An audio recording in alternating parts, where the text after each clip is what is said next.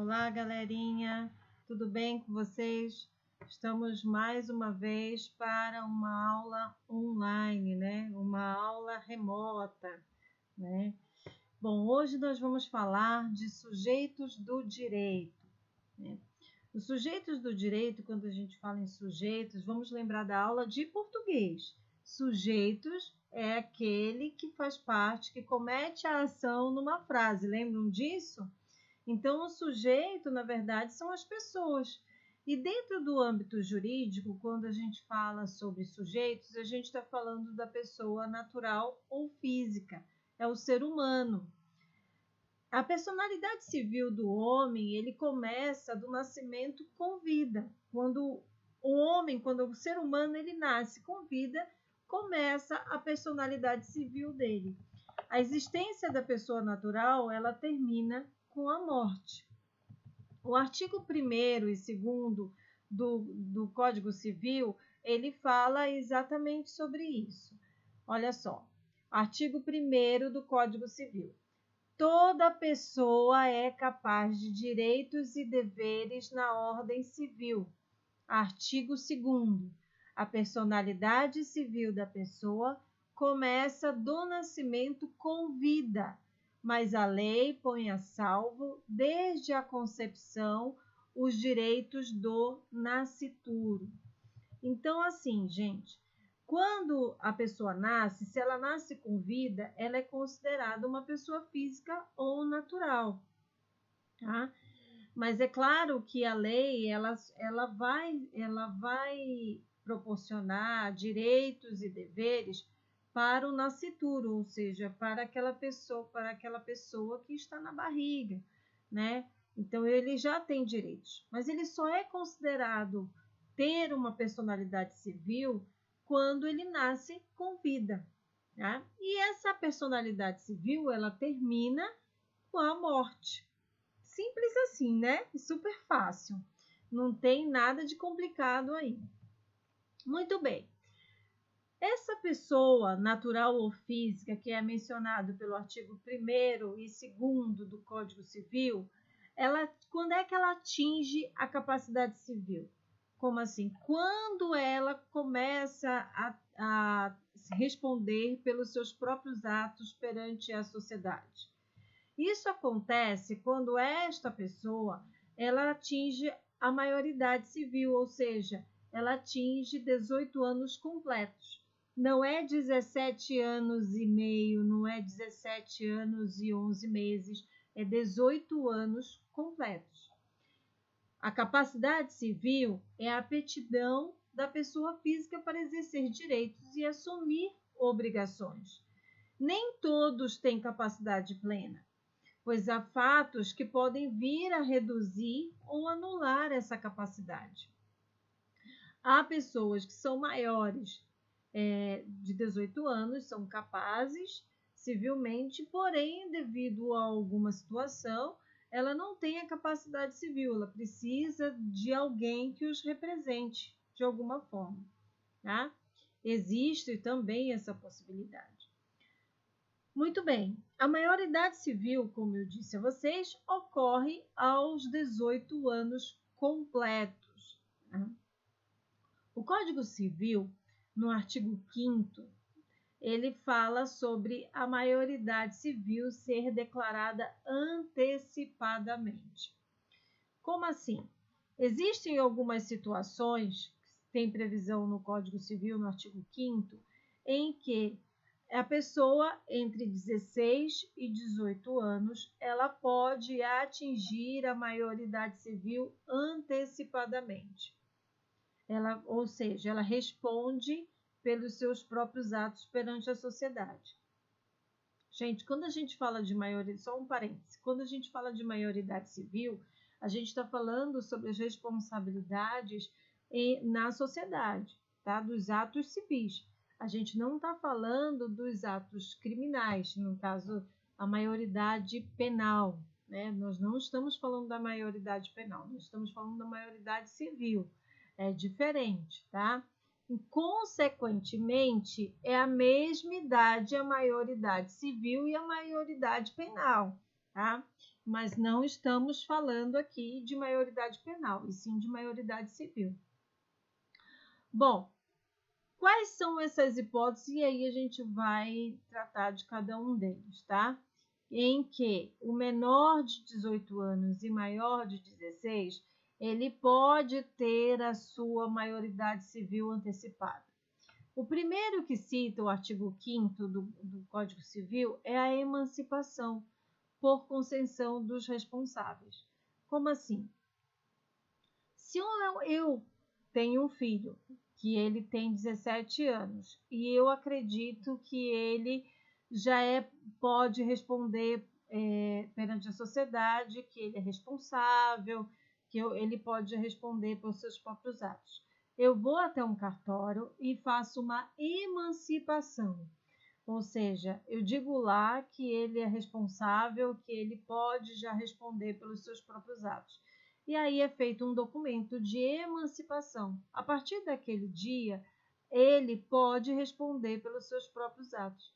Ele não só vai andar com a carteira de identidade dele, mas ele também vai andar com esse documento de emancipação junto, porque ele só vai poder responder pelos seus próprios atos a partir do momento que ele apresentar esse documento de emancipação.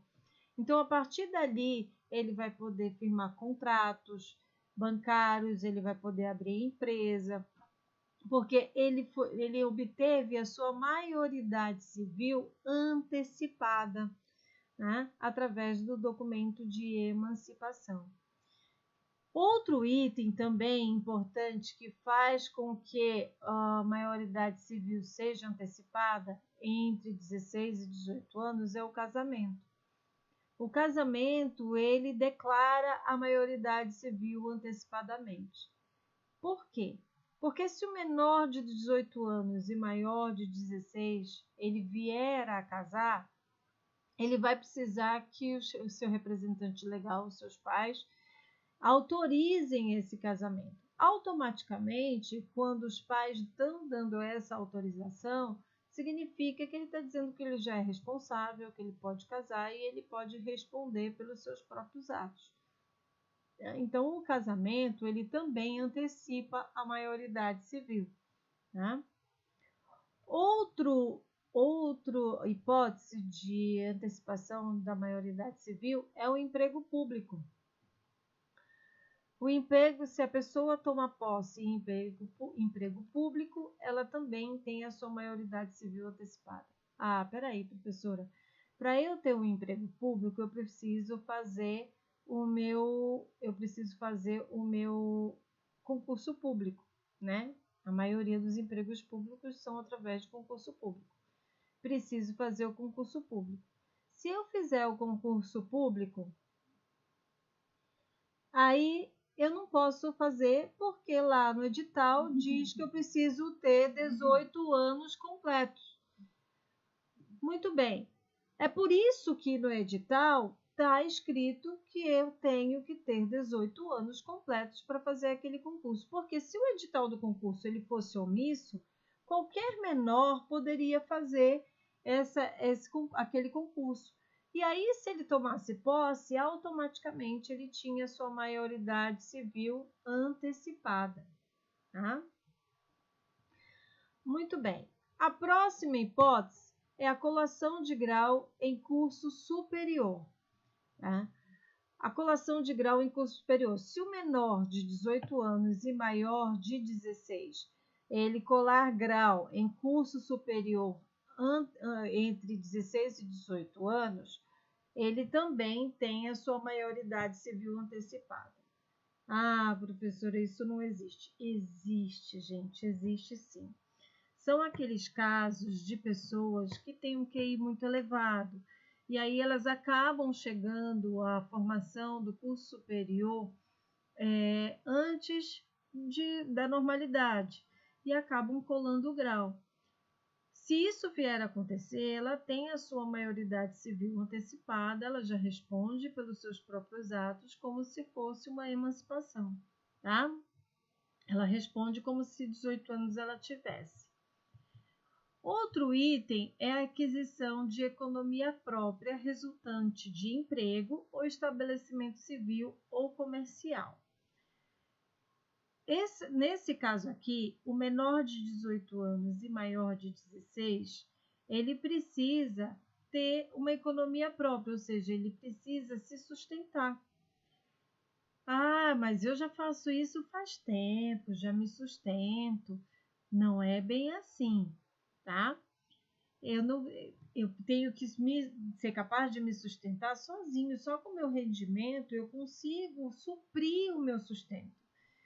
O que muitas vezes a gente se depara são de situações de pessoas que moram com outras pessoas e dividem as despesas da casa e por isso acreditam que se sustentam dessa forma. Não é bem assim, tá? Quando a lei fala de aquisição de economia própria, resultando de emprego, estabelecimento civil ou comercial, aquilo que eu ganho é capaz de sustentar e eu não preciso da ajuda de mais ninguém. Aí eu consigo pagar meu aluguel, minha água, minha luz, minha comida, só com aquilo que eu ganho, tá? Bom, eu vou ler para vocês o artigo 5º da Constituição do Código Civil, que menciona justamente isso que eu acabei de explicar. Artigo 5º. A menoridade cessa aos 18 anos completos, quando a pessoa fica habilitada à prática de todos os atos da vida civil. Cessará para os menores a incapacidade, primeiro, pela concessão dos pais ou de um deles na falta do outro, mediante instrumento público, independentemente de homologação judicial ou por sentença do juiz, ouvido o tutor, se o menor tiver 16 anos completos. Segundo, pelo casamento. Terceiro, pelo exercício de emprego público efetivo.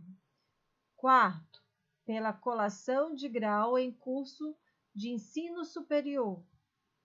Quinto, pelo estabelecimento civil ou comercial ou pela existência de relação de emprego, desde que, em função deles, o menor com 16 anos completos tenha economia própria. Viu? Então, o artigo ele menciona justamente o que eu acabei de explicar para vocês, de um item por item. Agora, nós falamos da pessoa capaz, ao invés do capaz, nós temos os incapazes, que são aquelas pessoas que não estão entre essas situações que nós mencionamos e são aqueles que não têm 18 anos completos. Ou por alguma situação, que como eu falei para vocês, eu tenho 18 anos completo, porém eu não tenho a capacidade plena por algum motivo. E é isso que nós vamos estudar. Muito bem. Nós temos dois tipos de incapazes. Nós temos os relativamente incapazes e os absolutamente incapazes. O artigo 4º do Código Civil, ele dispõe sobre os relativamente incapazes. Vamos ler o artigo 4º do Código Civil. São incapazes relativamente a certos atos ou a maneira de os exercer, os maiores de 16 e menores de 18 anos, os ébrios habituais e os viciados em tóxicos, aqueles que por causa transitória ou permanente não puderem exprimir sua vontade, os pródigos.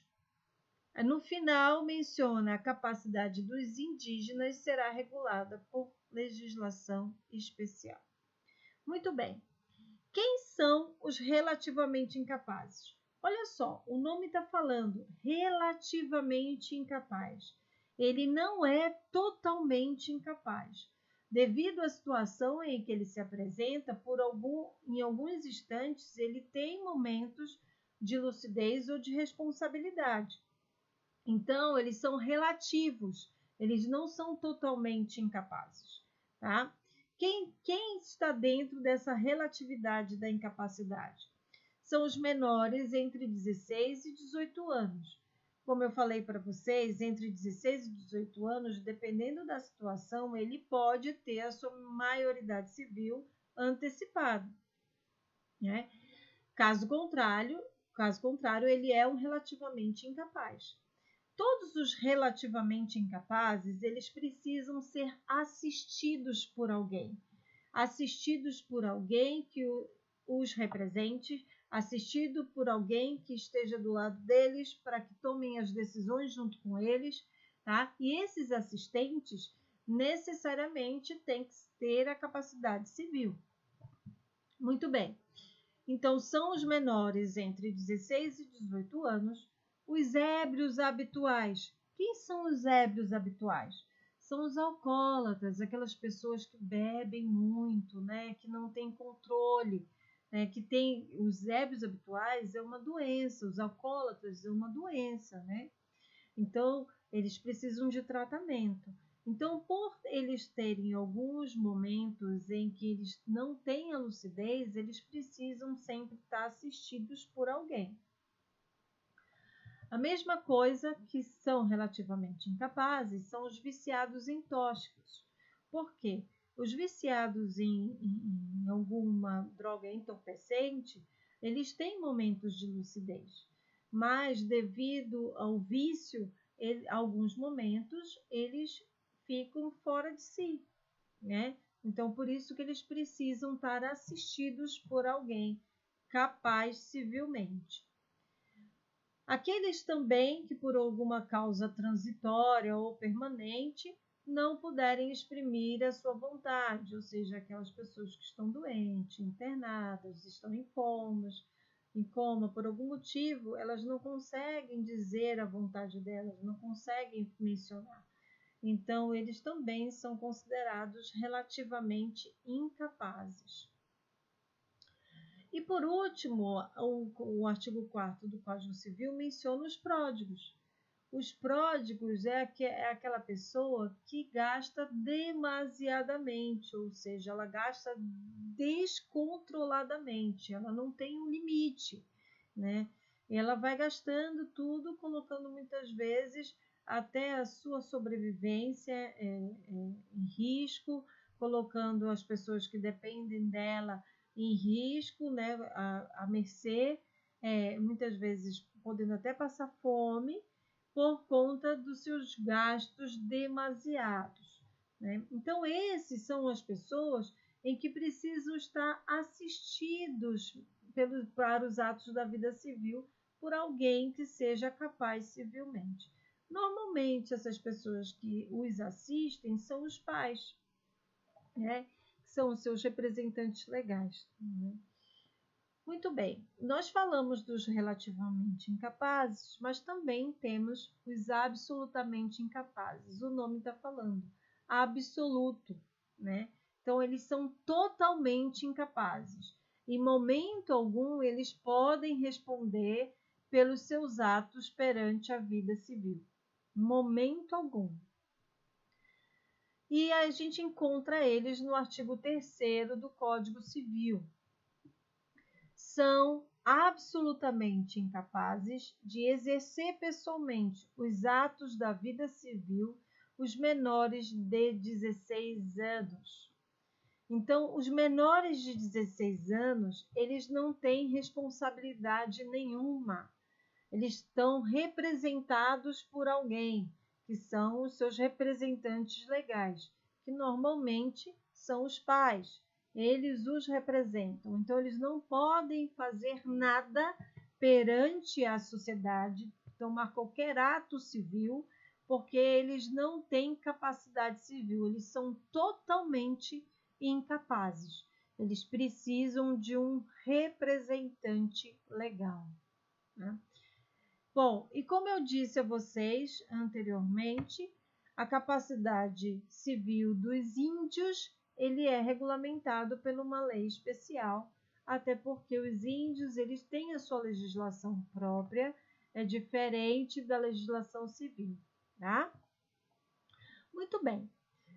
Falando um pouquinho de capacidade, nós também temos os direitos da personalidade. O que seria personalidade, gente? Personalidade, quando a gente fala em personalidade, a gente está falando do nome da pessoa, do sobrenome, do apelido, né, da imagem. de tudo que tem a ver com aquela pessoa. Isso é a personalidade, né?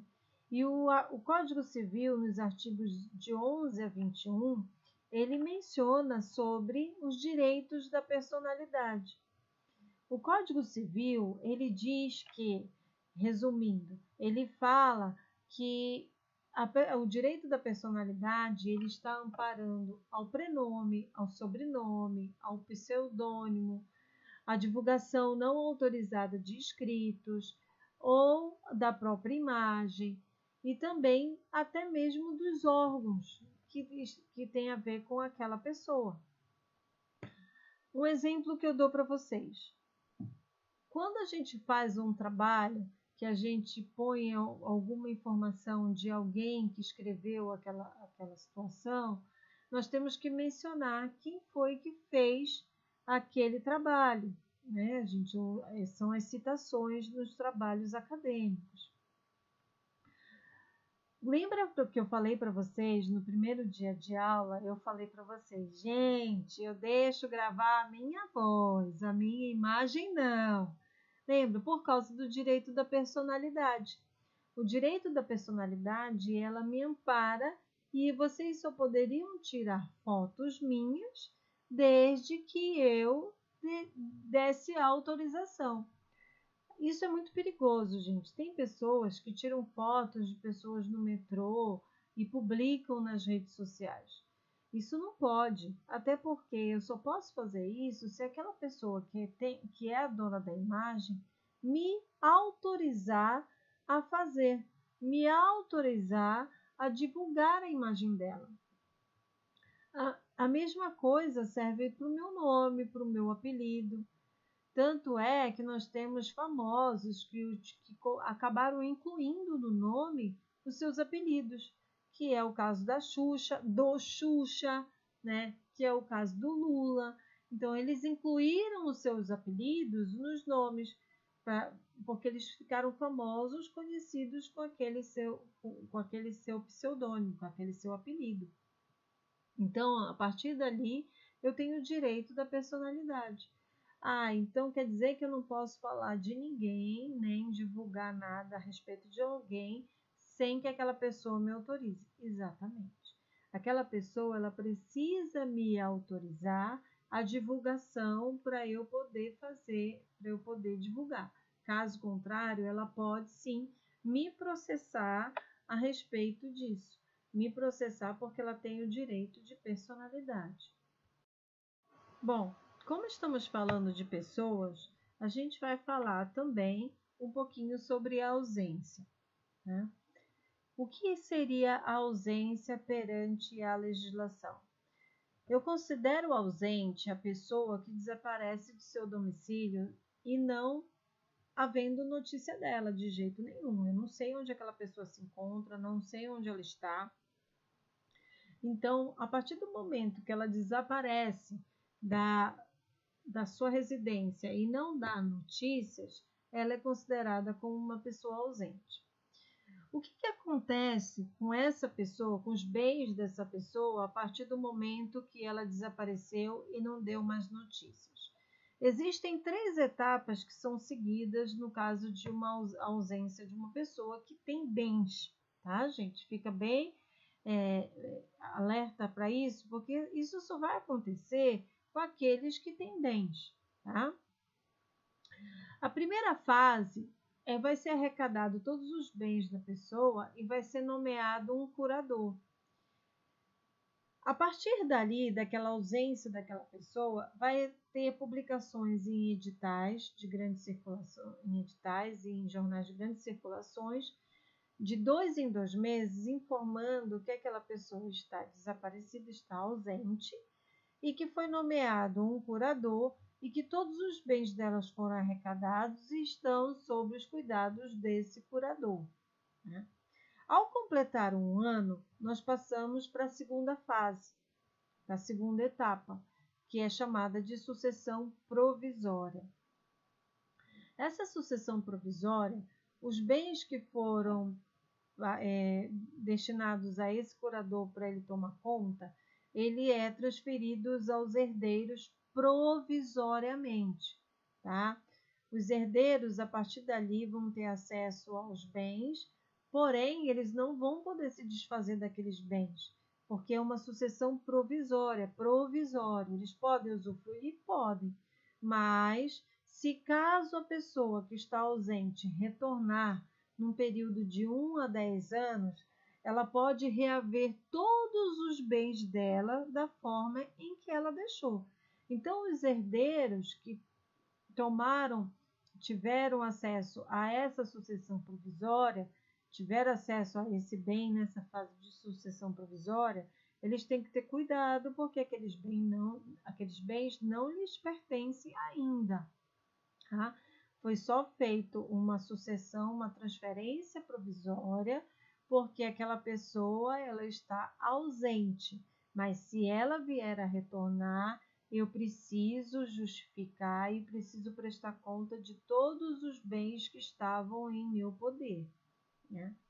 Passaram-se 10 anos. 10 anos e a pessoa ainda continua ausente. A partir do 10º ano, eu tenho a terceira etapa, que se chama sucessão definitiva. A partir dali, eu vou transferir todos os bens aos herdeiros daquela pessoa. Né? Então, a partir dali, os herdeiros já vão poder fazer o que quiser com aqueles bens, porque a pessoa é dada como morta. Tá? Não há corpo, mas ela é dada como morta devido à sua ausência durante 10 anos. Se ela era casada, o cônjuge dela passa a ser considerado viúvo. Né? Ele é considerado viúvo porque a partir daquele momento ela desapareceu fazem 10 anos e aí a relação conjugal ela é desfeita. Só que tem um pequenininho detalhe aí. Tá? Se essa pessoa retornar após 10 anos, ela pode reaver os bens dela? Pode, só que da forma em que se encontram os bens. Se ainda existir algum bem, né, depois de 10 anos. Tá? Então, isso que acabamos de falar é sobre a ausência, no caso dos bens da pessoa ausente, que ela permaneceu durante aí o tempo ausente, e aí eu tenho 3 etapas. A primeira é a arrecadação dos bens e nomeação do curador, a segunda etapa é a sucessão provisória e a terceira etapa, a sucessão definitiva. Bom, galerinha, hoje nós vamos ficar por aqui. Falamos de capacidade civil, né? Falamos um pouco do direito da personalidade e da ausência da pessoa, física ou natural, tá? Um beijo e até a próxima aula.